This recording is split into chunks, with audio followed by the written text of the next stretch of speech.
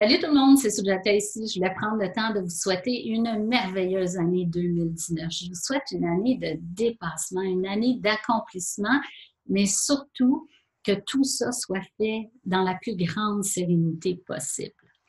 Je voulais vous parler de résolution aujourd'hui aussi. Je ne sais pas si vous avez remarqué, mais dans les dernières années, il y a beaucoup de controverses autour du mot résolution. Plein d'experts en développement personnel, en atteinte d'objectifs vont vous dire d'abandonner les résolutions, de ne tout simplement pas en faire cette année. Un mot, c'est un mot, mais j'avoue que quand on regarde les statistiques, saviez-vous que 92% des résolutions qui sont prises ne voient pas la fin de l'année? Ça veut dire que seulement que 8% des résolutions qui sont prises vont être réalisées en cours d'année. Ce qui est encore plus alarmant, c'est que 64% des résolutions prises vont être abandonnées avant la fin du mois de janvier. Pourquoi? Pourquoi vous pensez? Bien, à mon avis, c'est la plupart des résolutions partent d'un désir, d'une motivation, mais elles ne sont pas bien appuyées par trois choses. La première chose, c'est le plan. Une résolution, ça ne va pas se faire tout seul parce que très souvent, la résolution, c'est souvent ce qu'on n'a pas réussi à faire dans les 12 derniers mois. On ramène une résolution, la même résolution, année après année, souvent. Cette année, je vais perdre du poids. Cette année, j'arrête de fumer. Cette année, mon entreprise décolle. Cette année, je vais chercher ma promotion. Et année après année, ça revient tout le temps.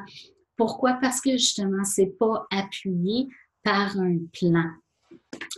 La deuxième chose, c'est que même pour ceux qui ont un plan en place, ce plan-là n'est pas assez solide. Ce plan-là ne prévoit pas la composante émotive.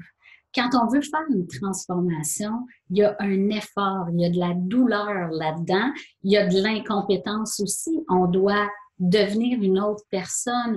Donc, on dirait qu'on ne prévoit pas que le chemin risque de ne pas être aussi facile qu'on le souhaiterait. Ce n'est pas une ligne droite entre le point A et le point B.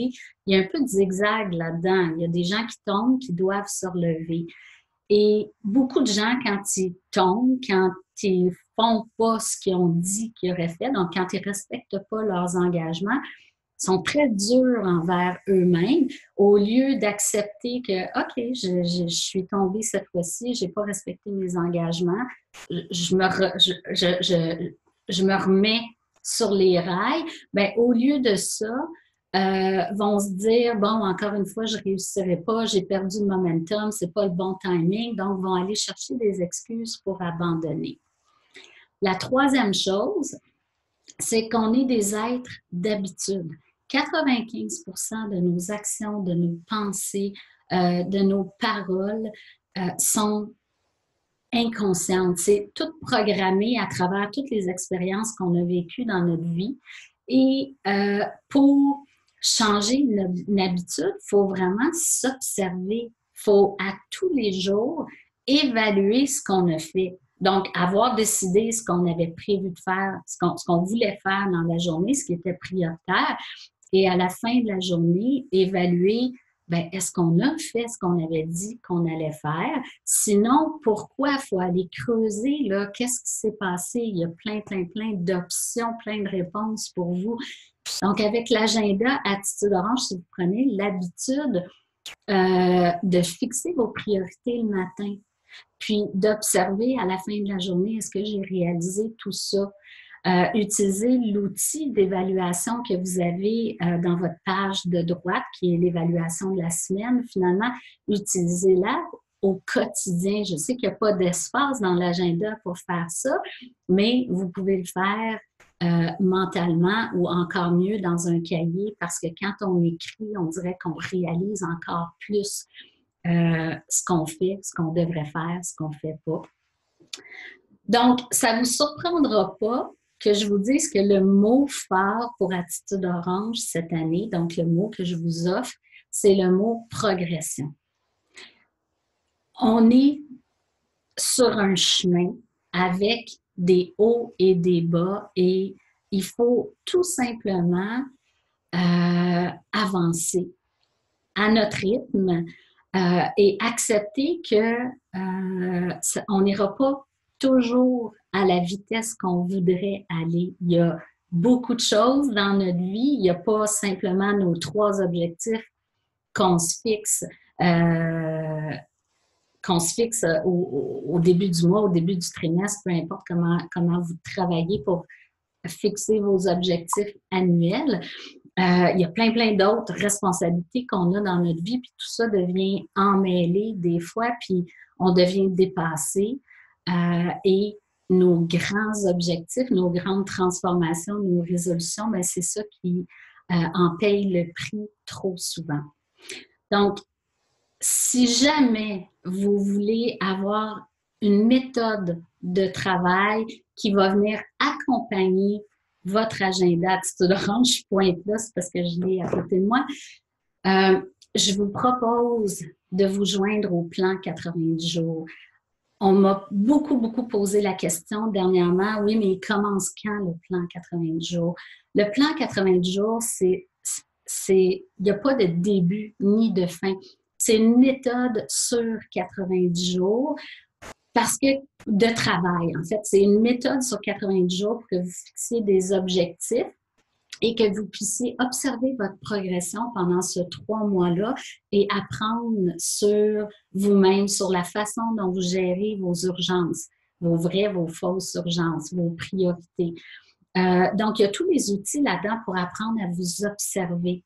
Vous allez mieux vous comprendre et vous allez pouvoir reprendre le contrôle sur votre temps. Et ce plan 90 jours-là, ben, il est reproduisible à chaque 90 jours pour le restant de vos vies. C'est sûr que si on commence un 1er janvier, un 1er avril, on est aligné avec les trimestres de l'année, mais c'est pas obligatoire.